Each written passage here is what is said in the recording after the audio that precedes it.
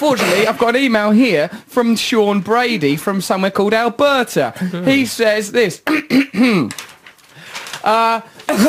A smelly rotten egg gas in fart controls blood pressure in mice, a new study finds. The unpleasant aroma of the gas called hydrogen sulfide, HS2 for you boffins, or no H2S, can be a little too familiar as it is expelled by bacteria living in the human colon and eventually makes its way out through flatulence.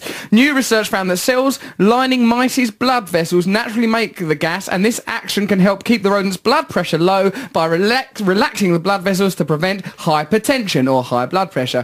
This gas is no doubt produced in cells lining human blood vessels too, said the researchers. So actually, by doing that fart, I've lowered your blood pressure while you sit scoffing grapes like a Roman emperor. Did you do that fart just so you could read that email? Yeah, I'm that skillful, man. I know what I'm doing. I'm the new Orson Welles. I'm changing radio. Look at my hips move. His hips are moving. They are moving in a way that would make sex enjoyable if you were near enough to me. So, yeah, that's interesting, isn't it? That the blow-offs lower blood pressure, according to a report. I can understand that because keeping them in would... but ideally, you wouldn't need a fart. You don't do them at all. You're quite lovely and innocent, man. That's how I think when I'm round to your little house. He's farting at me. He's burped and blown at me. Look, I'm a functioning unit, all right? I salivate. I don't see you as a human. I just see you as a really good human. I am a really good human, but I've got a body. I've got a beautiful soul, of course, but the vessel of it is this functioning thing that needs to have sex and fart and live, damn it. Won't you let me live, Simon? For God's sake, let me live. Live. You polishing your little grapes, trying to avoid death for all perpetuity.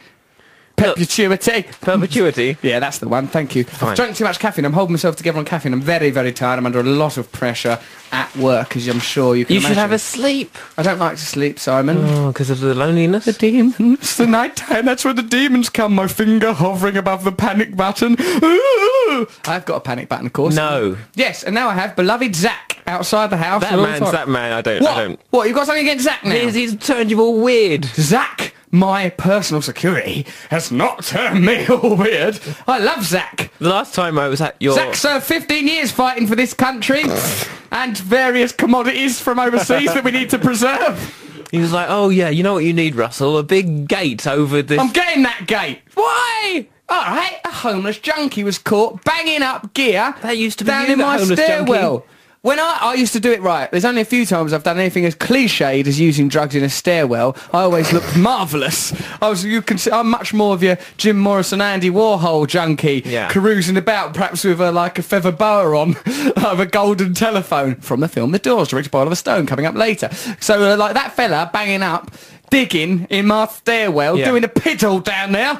Zach had to give him short shrift. Off he went. Fine, Bish, bash, bosh. You're right, you get a gate. Anyway, so... But here's what I'm saying, and you'd agree with this, probably, because it's quite existential. He's jabbing his finger at me to do what he does to me. His suggestion of this gate has created the need for it. Yes, all right, it's created an awareness of the gate, but the junkie banging up in the stairwell has created the necessity. Zach cannot... He created the junkie. I've never saw that junkie. All I know is there was a smell of urine smelling of sugar puffs. And what does Zach eat every day? Sugar puffs, damn it, and nothing but Honey Monster. Honey! I'm against the Honey Monster. Honey! Honey Monster, are you sure you're mentally able to promote this product? Sounds to me like you're insane in the membrane. Get out! I don't like the Honey Monster, and nor should sugar... it's not going about sugar puffs, that's rather trite. But perhaps that... I don't think Zach fabricated the I'm not suggesting junkie. He lied. I'm suggesting the junkie is real, but that it came into being by the paranoia. All right.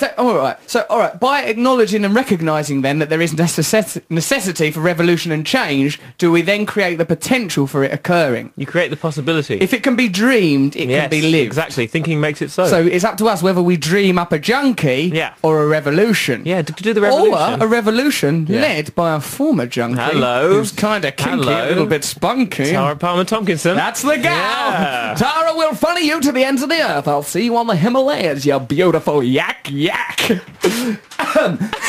I feel unusual. You're listening to the Russell Brand Radio Show. If you want to email us, why wouldn't you? It's russell.brand@bbc.co.uk. This boy is only 13 years old, and yet he's got enough What's with the coughing? I ate this nut just then, right? And a bit of nut got wedged in my esophagus. Oh, no. And may I say something else? I think there was some nut shell in that nut, and I bit down on it a bit too hard, and it hurt me. Now, who can we blame for this? Well, it's tempting to blame the Daily Mail, isn't it?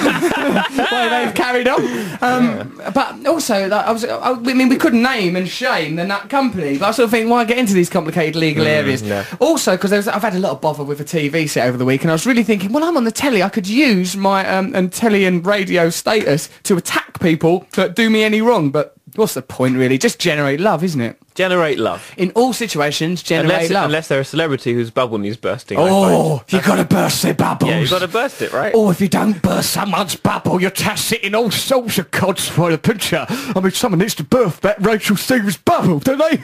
That's what I used to believe. You don't have to burst people's bubbles. West Ham United, I'm forever blowing bubbles. Leave the bubbles alone. West Ham v the Arse tomorrow. Go on, Upton Park. Get down there. Irons. Come on, Simon, you're from Essex. Join in. Leighton Orient. Yeah. There you go. What He's about invented a jingle or a chant. Call it what you will, but the kids are going to love it. Here's an email from a 13-year-old boy. Look, you're 13. You're looking at the internet and you're not interfering with yourself. What's wrong with you, lad?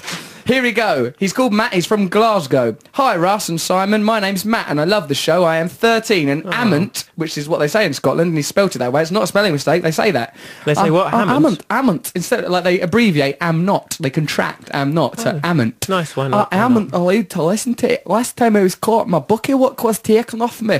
Possibly the worst punishment ever. That is literally how he speaks. There's another plug for another book there. Oh! By Russell Brand. How unusual. It turns out that... Hold on. Yeah. Now, I was trying to... You know what? I'm with the Daily Mail. The BBC needs to go down. Hey! We need the BBC! It's a lovely communist organisation! We're not communist. We're not communist. We're definitely... There are reds under the bed! There's a paper tiger! Hold on a second. No, look, I'm just sticking up for this young lad who's had his bookie work took off him. It's terrible. Cynical boy. Maybe we could send him a new one. Well, he could have another one if he wants, but we do not want to go against his parents' wishes, do we, this 13-year-old boy? Yeah, they sound like idiots. I'm not allowed to listen to it. Last time I was caught, my bookie work was taken off me, possibly the worst punishment ever. Can I also say that Simon is great, and I was so happy that he's here doing the show again. Cheers, Matt from Glasgow. I like this guy. Well, his parents, I take that back about his parents being idiots, so they've probably... Well, you think they're just trying to do right by their 13-year-old son? But it's silly to take a book away. A lot of the things in my book are rather complex and adult ideas, perhaps not right for Matt at 13 years old. I don't know. I think kids will learn things. It's good for kids. Good for kids to learn? That's indisputable. Fill their little brains with knowledge. How come you've taken to scattering grapes about the floor now? What are you? Dionysus? I think that happened during the washing process. Well, the washing process, which I watched being undertaken, was despicable. The decadence of it. You were squirting Evian around the place, guzzling grapes. There's no sink in here. It's like the Queen Mother's last banquet. Maybe you It was farted horrible them out. to be old. Grapes everywhere now. I don't know how you live. There's another email here, but you're not even going to pick up those grapes, I see. You've not obliged. Really? That's not what I was saying. I'm not like a stickler, or would you do that in your own house? That's not the way I roll, mate. You know me. I'm a complex man. This is from Graham. He says this: people do the most extreme things to escape, Grays, in Essex, where I'm from. Yours was show business and celebrity status. Mine was to join the Royal Marines and kill people. Both enjoyable and appropriate. All the best, me old mucker. Graham. Graham is from the Marines, necessarily killing people as part of his job. How does Graham, that you're a link brave to man, well done. Ponderland? That doesn't link to anything.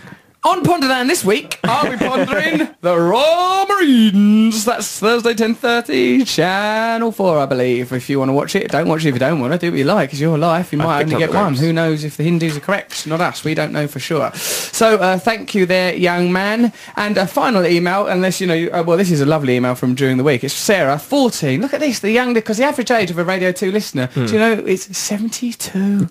They're so old. They're all really old people. So, but this is a 14-year-old from Southampton, Sarah.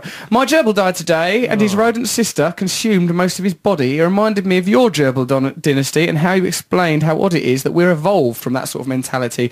Good point, Sarah. We are evolved from lower mammals, and yes, it is within us to be infanticidal. We do have that potential. In fact, babies develop the instinct to smile to stop us dashing their brains out. Some evolutionary psychologists would say, probably Dickie Dawkins, one of them lot, Stevie Pink, one of those chaps, one of the best evolutionary psychologists. Come on, Simon, you're a clever clock. Got any views on that?